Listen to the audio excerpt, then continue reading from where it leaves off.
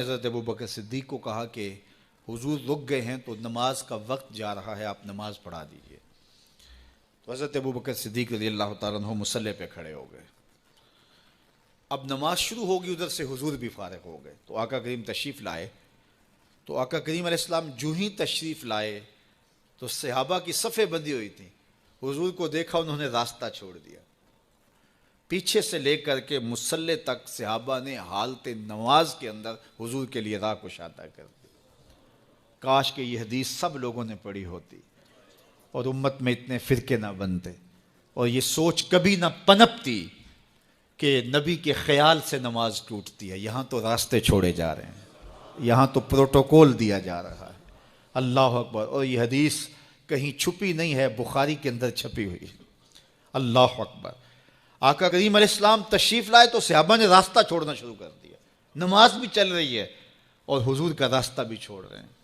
بالکل حضرت ابوبکر صدیق کے پیچھے آ کے حضور کھڑے ہو گئے۔ وابو بکر لا یلتفت یمینا ولا یسارا، جب آپ نماز پڑھتے تھے تو نہ دائیں دیکھتے نہ بائیں دیکھتے، پوری توجہ انہماک ہوتا۔ وہ اپنی کیفیات کے جہان میں ڈوبے تھے اور حضور آ کے پیچھے کھڑے ہو گئے۔ صحابہ نے اپنے ہاتھوں کی پشت پہ ہاتھ مارنے شروع کر دیے۔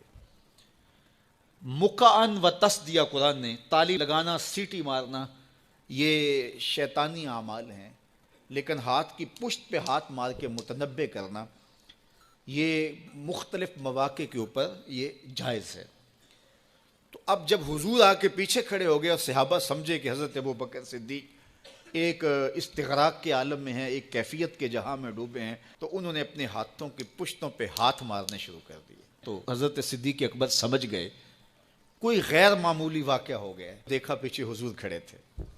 اللہ اکبر۔ تو حضرت صدیق اکبر مصلی سے سرک کے پیچھے آنے لگے تو آقا کریم نے اشارہ کیا رکو، نماز پڑھاؤ۔ سیدنا صدیق اکبر اس کے باوجود پیچھے آ گئے۔ کبھی ہوتا ہے حکم اور کبھی ادب آگے ہوتا ہے۔ اللہ اکبر۔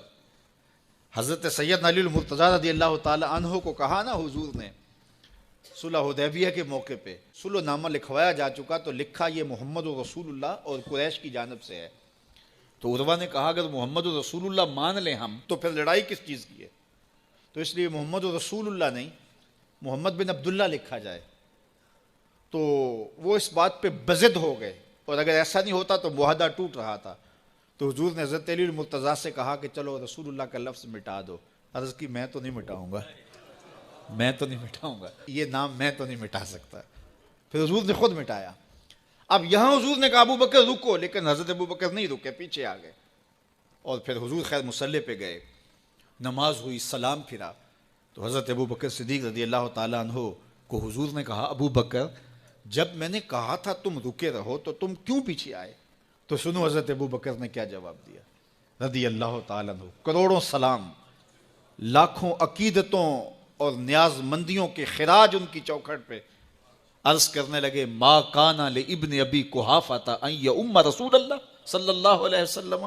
حضور ابو قحافہ کے بیٹے کی جرت کب ہوئی کہ رسول اللہ کے آگے کھڑا ہو کے نماز پڑھائے؟ یہ ابو قحافہ کے بیٹے کی ہمت کب ہوئی کہ رسول اللہ کے سامنے کھڑا ہو کے نماز پڑھائے؟ تو ادب پہلا کرینہ ہے محبت کے کرینوں میں۔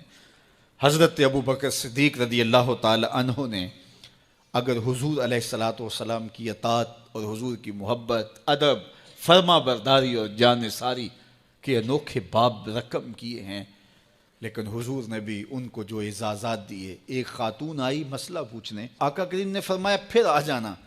اس نے کہا پھر آؤں اور آپ نہ ملیں؟ تو کہا میں نہ ملوں ابو بکر تو ملیں گے نا۔